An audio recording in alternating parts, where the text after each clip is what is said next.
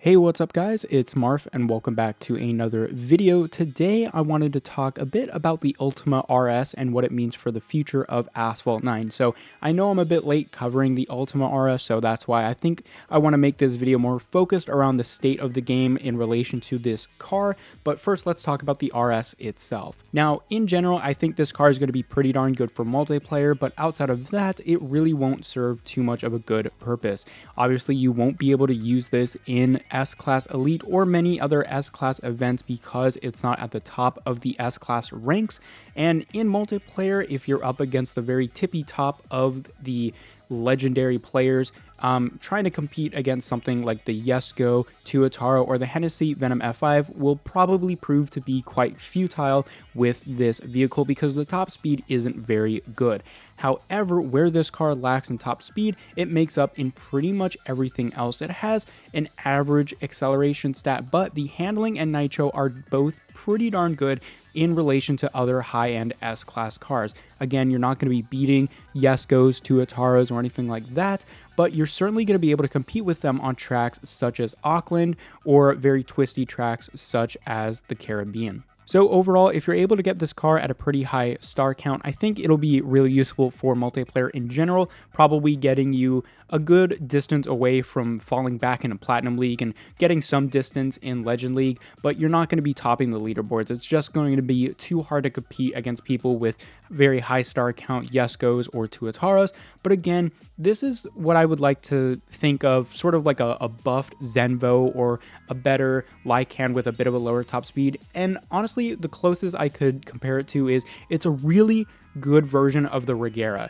where it has close stats in terms of everything except for top speed, but it takes the Regera's base stats of like, you know, okay acceleration, okay handling, and okay nitro, and just kind of boosts it all up. So that's why I think it's really good for multiplayer. But yeah, I mean, if you're able to go for it, I think it would be a good option, but I wouldn't stress out if you're not able to do so. But let's talk about that whole going for it aspect, because this was a very interesting vehicle because it was considered to be a pretty darn good free-to-play vehicle. If you didn't know, the requirements to get this vehicle were basically just getting 3 stars in every single car during the British Tour season. Now, that meant, for the most part, participating every single day in the events for the McLaren GT, the Senna GTR, and the Jaguar XJ220. However, those cars actually had a pretty good time getting to 3 stars. If you played every day for, only, I would say, a couple of races per day, you could probably get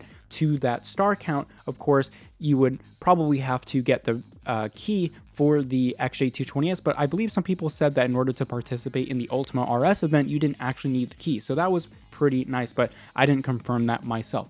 The hard part for getting the key for the Ultima RS was actually the car hunts for the other cars such as the V12 Speedster. And frankly, the hard part was really just grinding every day until your brain fell out of your skull because it just took way too long, and honestly, you'd probably need to spend some tokens to make up for the horrible drop rates of the car hunts. But sort of glossing over that for a second, this was probably our best shot at a free-to-play, nice S-Class car in a very, very long time, besides, of course, the Chiron and hopefully the upcoming return of the Regera. Now, the main reason why I'm talking about this car in relation to the future of the game is because I think Gameloft hit a really, really nice sweet spot with the requirements and the time it takes to get this car.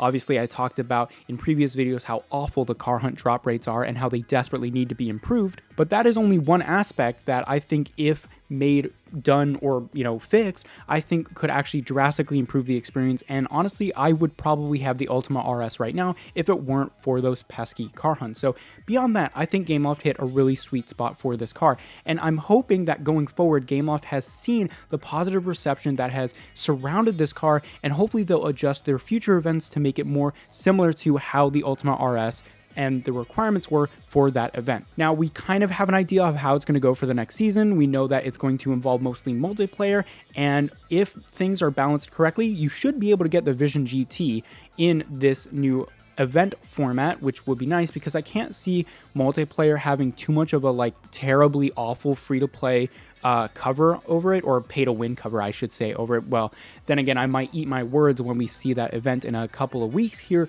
but it does seem like what Gameloft is going to do going forward is they'll have one event where it's kind of like the Ultima RS, where pretty much everyone, if they play enough or spend enough tokens, will be able to get that car, and they might have another terrible event or one that is just completely locked. So I believe one of the other S-Class cars, I forgot the name of it, but in the next update, that S-Class car is going to be restricted as a early access Legend Pass car, I believe. So I'm not sure what's really up with that because we don't have the details, but I'm hoping that's how Gameloft is going to do it, because honestly, even though the Ultima RS wasn't a king of its class or of the game, I think it served as a really nice refreshing break from events such as the Bugatti Divo or even something like the Lotus Evija, where it was possible for a free-to-play player to get it, but it was so unlikely because you needed to have everything at Golden Max or something like that. So if Gameloft can balance these sorts of events where you have half of them being more like the Ultima RS and the other half of them being, well, honestly, however they want to, because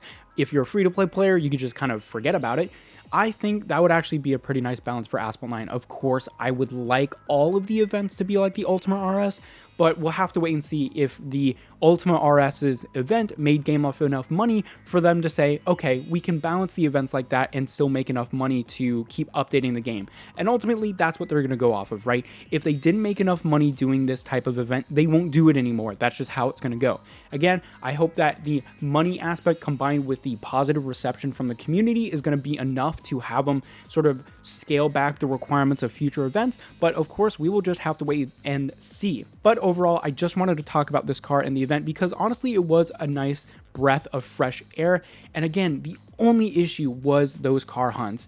And if they fix that, or at least update the drop rate somewhat, I think honestly, if they make future events very similar to the way that the Ultima RS went, I'd actually be pretty darn happy about playing Asphalt 9 again. I wouldn't feel like it's some endless grind to get absolutely nothing in the end. I'll see a reward and I'll say, you know what, that's actually doable for me. And it would encourage me to play a bit more and have more fun doing so. So anyway, guys, let me know your thoughts on the Ultima RS as well as the events in the comment section down below, and I will see you guys later.